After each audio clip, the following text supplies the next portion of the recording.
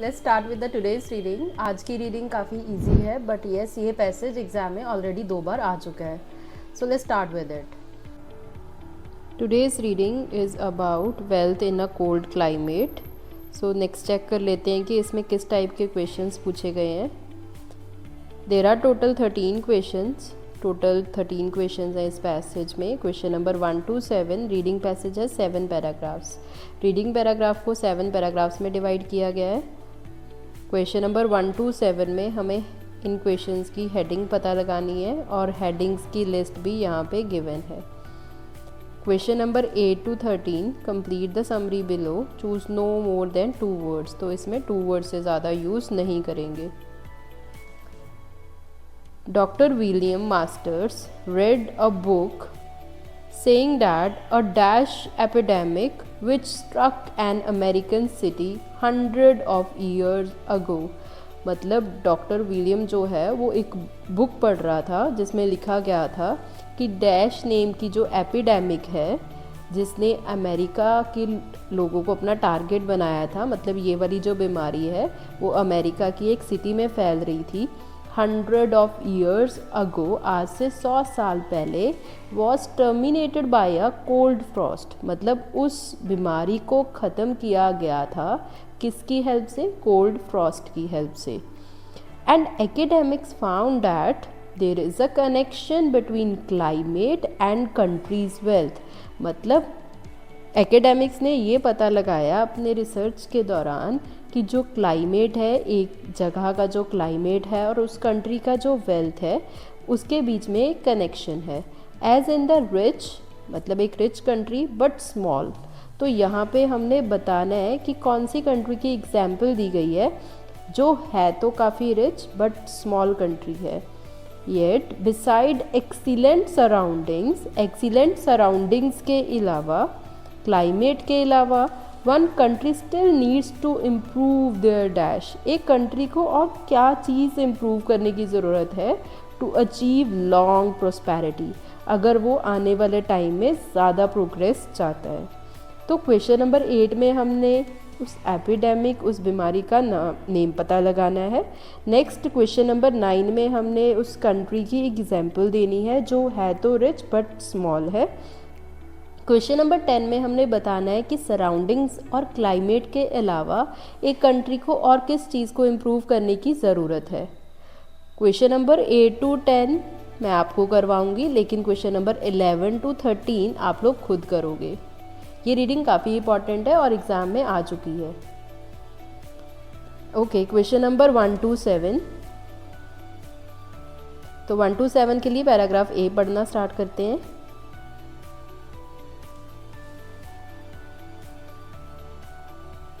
A Dr. William Masters was reading a book about mosquitoes। मतलब जो doctor William masters है वो एक बुक पढ़ रहा था जो किस चीज़ के रिगार्डिंग थी? मस्किटोज़ के रिगार्डिंग थी।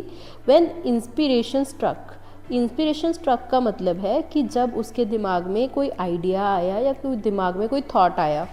देर वॉज दिस एनिकडॉट का मतलब होता है कोई शॉर्ट स्टोरी जो किस चीज़ के रिगार्डिंग हो सकती है? किसी पर्सन के रिगार्डिंग भी हो सकती है और किसी इंसिडेंट के बारे में भी हो सकती है। There was this anecdote about the great yellow fever epidemic. मतलब वो जो बीमारी फैल रही थी उस बीमारी का नेम क्या था? That is yellow fever. तो हमें क्वेश्चन नंबर 8 का आंसर यहाँ पे मिल रहा है। That hit फिलेंडेल्फिया। फिलेंडेल्फिया एक अमेरिका की सिटी का नेम है। इन 1793 में this epidemic decimated the city. मतलब इस बीमारी ने क्या किया था? उस एरिया में रहने वाले बहुत सारे लोगों को ख़त्म कर दिया था। डेसिमेटेड मतलब होता है बहुत सारे लोग मारे गए थे। इन द सिटी, इस सिटी में, अनटिल द फर्स्ट फ्रॉस्ट केम, जब तक क्लाइमेट बहुत ज़्यादा कोल्ड नहीं हो गया, मतलब बहुत ज़्यादा ठंड नहीं यहाँ पे आ गई। इस एरिया में रहने वाले बहुत सारे लोग मारे गए थे इस बीमारी की वजह से, जिस बीमारी का नेम था yellow fever. The inclement weather froze out the insects. फिर इस जो ठंड आई थी, इस ठंड ने इंसेक्ट्स को फ्रीज कर दिया था। Allowing Philadelphia to recover.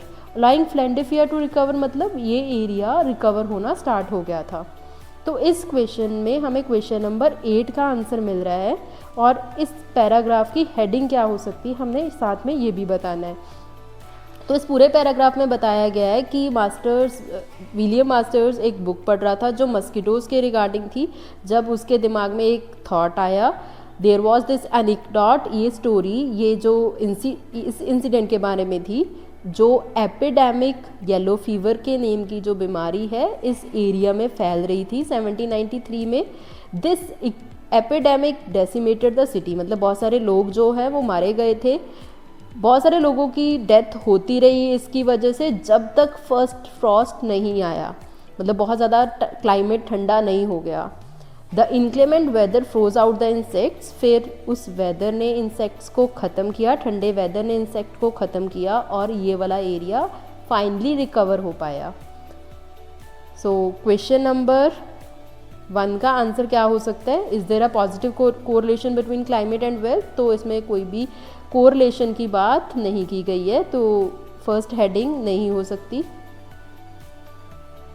Next, other factors beside climate that influence wealth, तो इसमें किसी दूसरे फैक्टर की बात नहीं की गई है। Inspiration from reading a book, तो बहुत ही सिंपल हेडिंग थी, that is inspiration from reading a book. तो पैराग्राफ ए का आंसर क्या हो जाएगा? 3rd। और क्वेश्चन नंबर 8 का आंसर क्या हो जाएगा? Yellow fever. पैराग्राफ बी पे आ जाते हैं।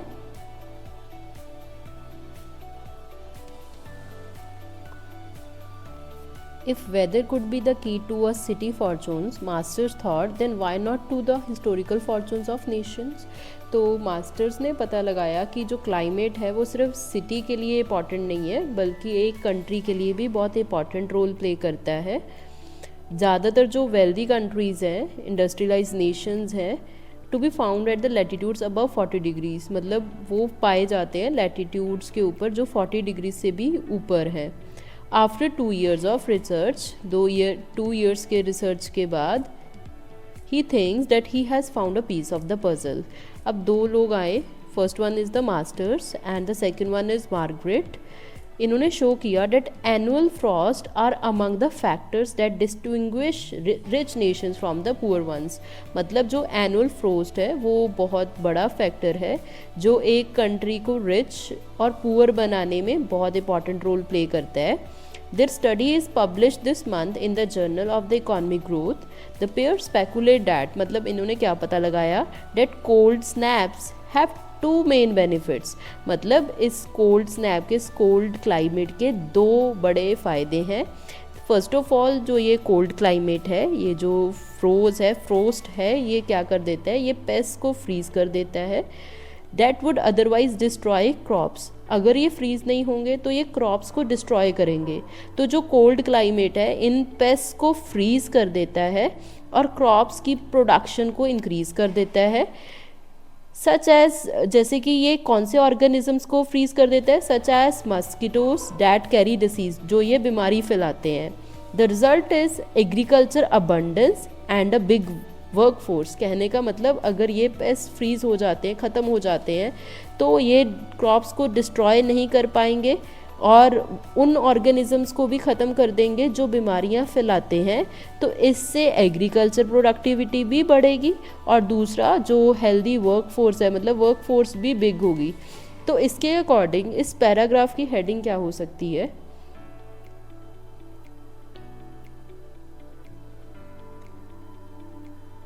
क्लाइमेट और वेल्थ के बीच में कोई कोरिलेशन नहीं बताया गया है इसमें। अदर फैक्टर्स के बारे में बात नहीं हुई है कि और कौन कौन से फैक्टर्स हैं इसके अलावा। हाँ, इन यहाँ पे बताया गया है कि जो कोल्ड क्लाइमेट है, जो एक एरिया का क्लाइमेट है, वो डिसाइड करता है उस एरिया का फॉर्चून, बट इसमें उस फैक्टर के अलावा कोई भी बात नहीं की गई है, तो ये भी आंसर नहीं होगा। Other researchers do not rule out the exceptional cases, तो किसी भी एक्सेप्शनल केस के बारे में बात नहीं हुई है, ना ही इन 2 एरियाज़ की बात आई है। Low temperature benefits people and crops, low temperature उन्होंने बोल दिया cold snaps, benefits people and crops मतलब वहाँ पे उन्होंने बोला था कि जो प्रोडक्टिविटी है एग्रीकल्चर अबंडेंस मतलब क्रॉप्स की प्रोडक्टिविटी बढ़ जाएगी, और दूसरा बोला था बिग वर्क फोर्स मीन्स जो लोग हैं वो हेल्दी रहने लग जाएंगे, मतलब उनके बीच में कोई भी बीमारी नहीं फैलेगी. So this is the right heading for paragraph B. Sixth,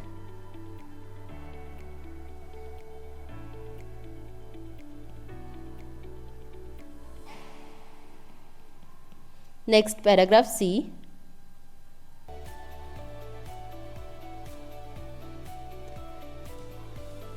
तो रिसर्चर्स ने दो तरह की इंफॉर्मेशन कलेक्ट की.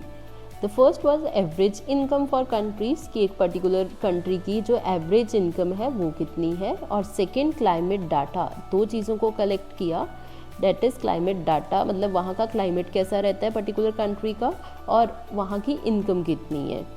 दे found a curious tally between the sets. उन्होंने इन दोनों के बीच में एक रिलेशन पता लगाया.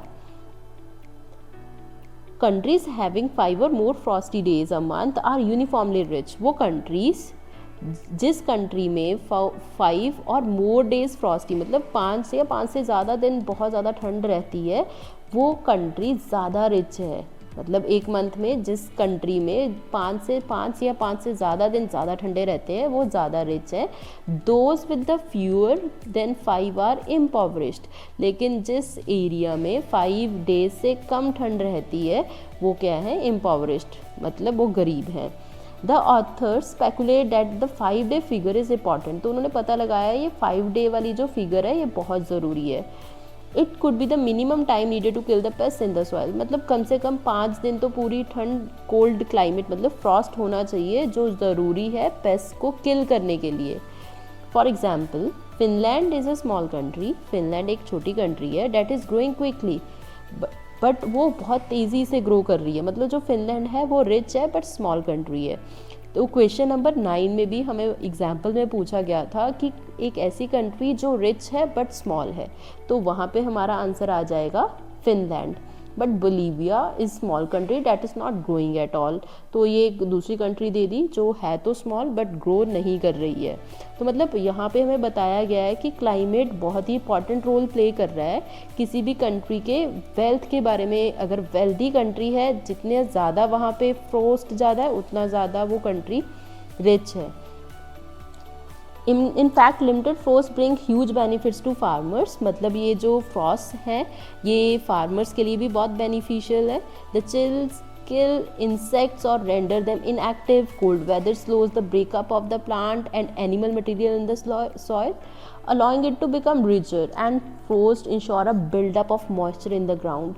So means जो conclusion यहाँ पे उन्होंने निकाल के दिया, the conclusion drawn is that cold weather corresponds with health. मतलब जितनी ज़्यादा ठंड होगी उतना ज़्यादा वो कंट्री वो एरिया वेल्दी होगा. तो दो चीज़ों के बीच में पॉजिटिव रिलेशन बताया गया है कि जितनी ज़्यादा ठंड होगी उतनी ज़्यादा वो कंट्री वेल्दी होगी, जितनी कम ठंड है उतना ही वो जो कंट्री है वहाँ पे गरीबी की जो प्रॉब्लम है वो देखी जा रही है. तो इस पैराग्राफ की क्या हेडिंग हो सकती है? This is the very first one, the positive correlation between climate and wealth. So this is the right heading for this question number 3, that is first. Now let's move to paragraph D, question number 4.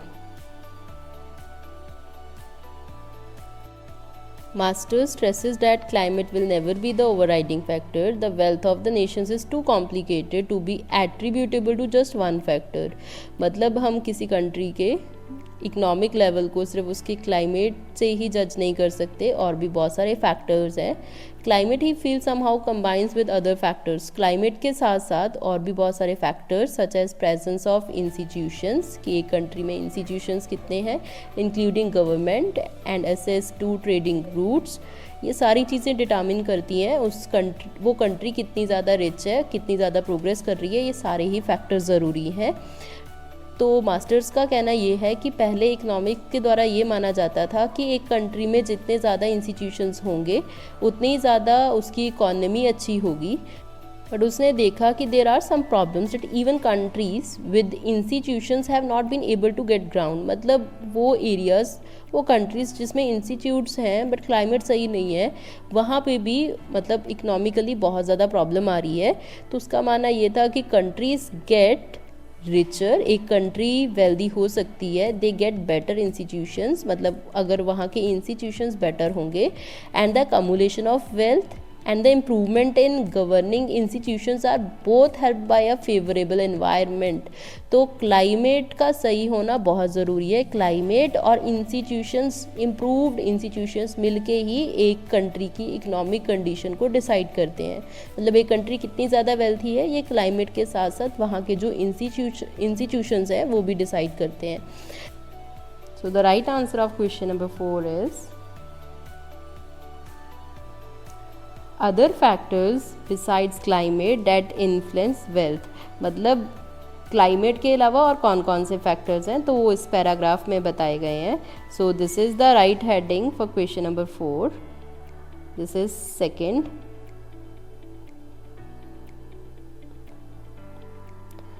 So next question number E, F, G, ये answers आप find out करोगे। काफ़ी easy questions हैं ये भी।